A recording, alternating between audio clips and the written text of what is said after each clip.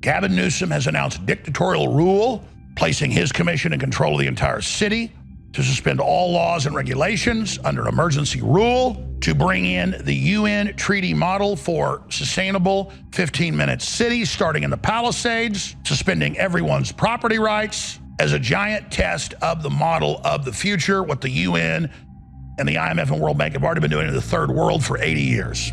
This is massive. He's announced the Marshall Plan LA 2.0. Over the course of the next several years, Los Angeles will be host to the World Cup and then the Super Bowl and then the Olympics. With this rebuilding effort needing to take place, is LA going to be ready for all of those global events? My humble position, and it's not just being naively optimistic, that only reinforces the imperative moving quickly, doing it in the spirit of collaboration and cooperation. The President of the United States, Donald Trump, to his credit, was helpful in getting the Olympics to the United States of America, to get it down here in LA. We thank him for that.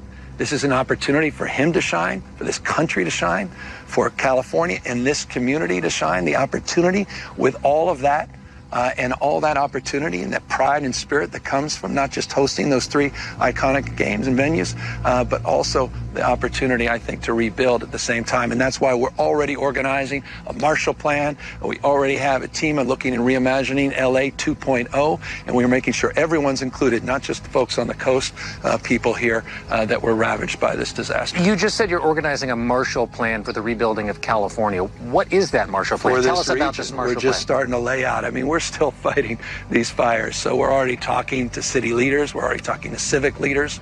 We're already talking to business leaders and nonprofits. We're talking to labor leaders. We're starting to organize how we can put together a collection of individuals on philanthropy for recovery, how we can organize the region, how we can make sure that we are seeking federal assistance for the Olympics more broadly, but also federal assistance for the recovery efforts, and how we can galvanize the community with folks that love this community to really develop a mindset so that at scale we're dealing with the scope of this tragedy and responding to it at scale with efficiency, like the executive order I talked about, time value of delivering projects, addressing building codes, addressing permitting issues, and moving forward to rebuilding and being more resilient. The 15-minute cities that everyone is talking about now is the Great Reset's trendy new name for open-air prison camps. The idea is to corral everyone into neighborhoods small enough to walk from one end to the other in 15 minutes. Everything you need within a half-mile radius, so that you'll never, ever have to leave.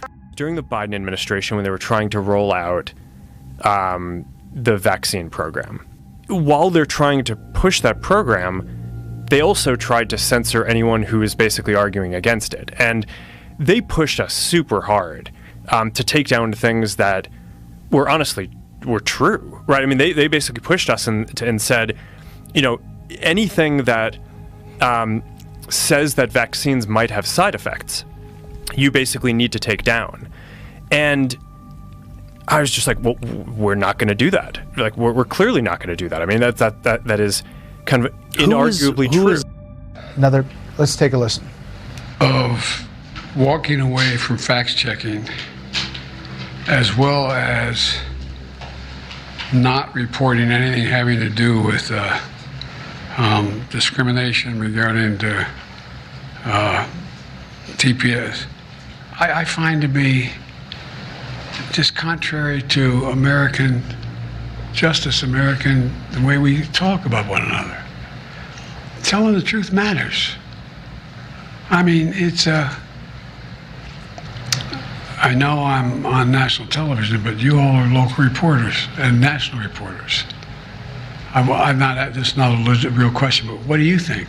You think it doesn't matter that they let be printed, where millions of people read it, things that are simply not true? I mean, I don't know what that's all about. It's just completely contrary to everything America's about. We want to tell the truth. We haven't always done it as a nation, but we want to tell the truth. And the idea that, you know, a billionaire can buy something and say, by the way, from this point on, we're not gonna fact check anything. And you know, when you have millions of people going online, reading this stuff. It is, anyway, I think it's really shameful.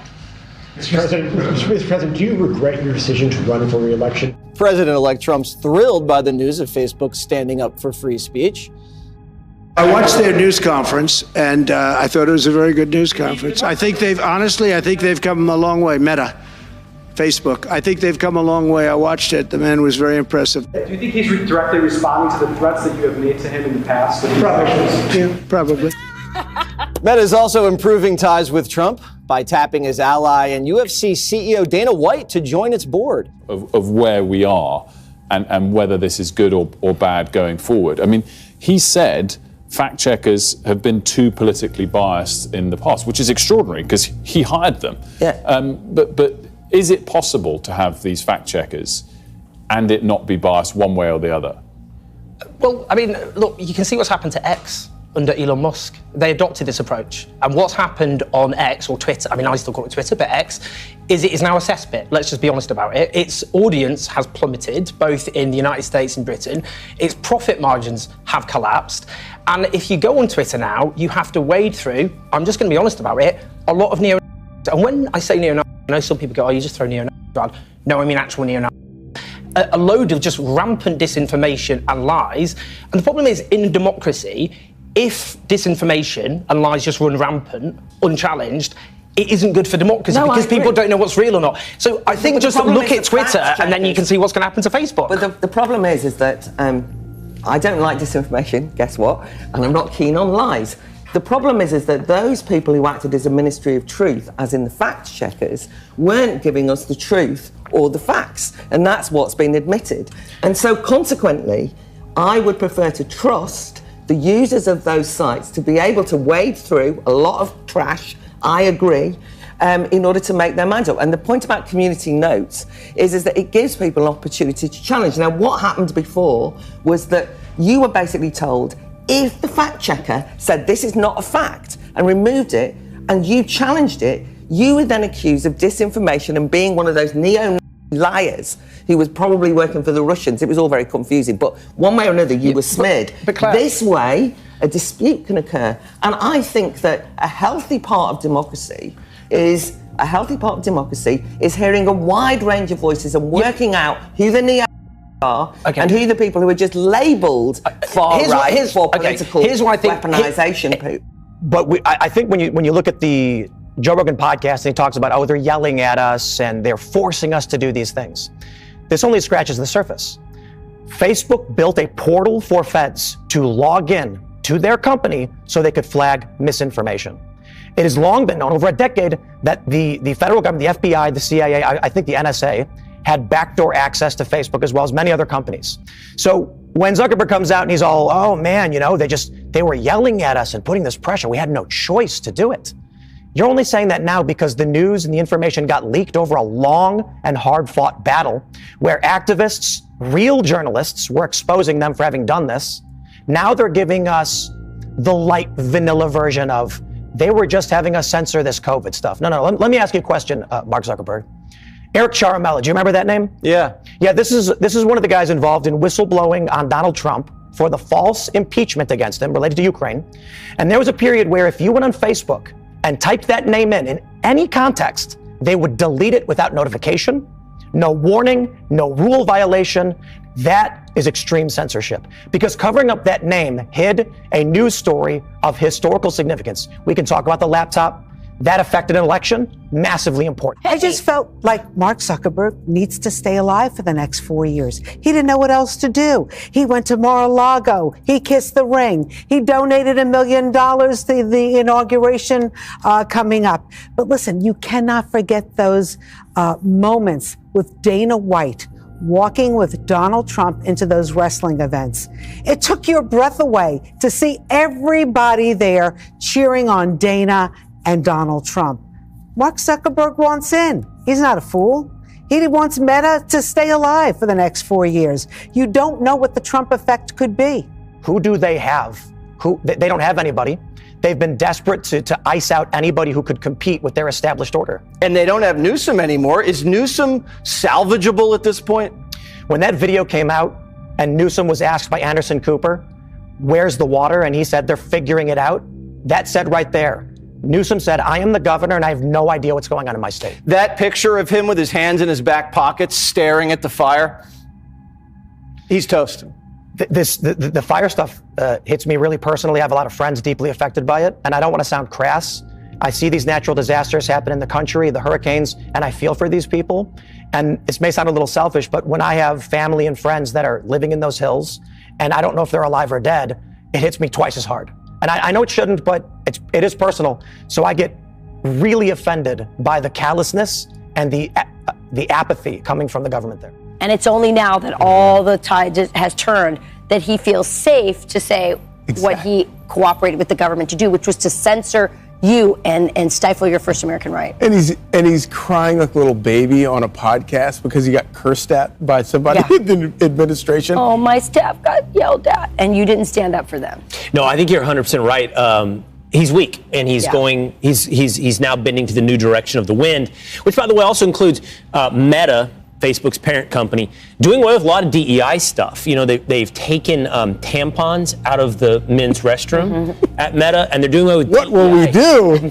They're doing away with some DEI. This is a memo leaked from Meta. On hiring, we will continue to source candidates from different backgrounds, but we will stop using the diverse slate approach. The practice has always been subject to public debate and is currently being challenged. So they're doing away with DEI initiatives. But also not just for employees. Like you think DEI, they're DEI to hire someone, but they were also favoring contractors who were of diverse. So it's much bigger than you think. And they're saying we're going to start sourcing from any American who has the best price and the best deal, as opposed to any company that, is run by a Hispanic or black person. And it does breed incredible suspicion, because then, go back to the fires, you look at these people and, take the fire chief, for example, the first woman person that's, I don't know, anyway, whatever. And so, but the point is that, maybe she's the greatest fire chief on earth. But now that the city is burning to the ground, everybody's going, well, obviously this was probably a DEI hire, and it just breeds this suspicion. Yes. It makes you like if you're Ben Carson and you're a brilliant surgeon, but because you're black, you get accused of, people assume that you got there not by earning it because of affirmative action. Yeah, and it's a pernicious. Even in the best cases, it's pernicious.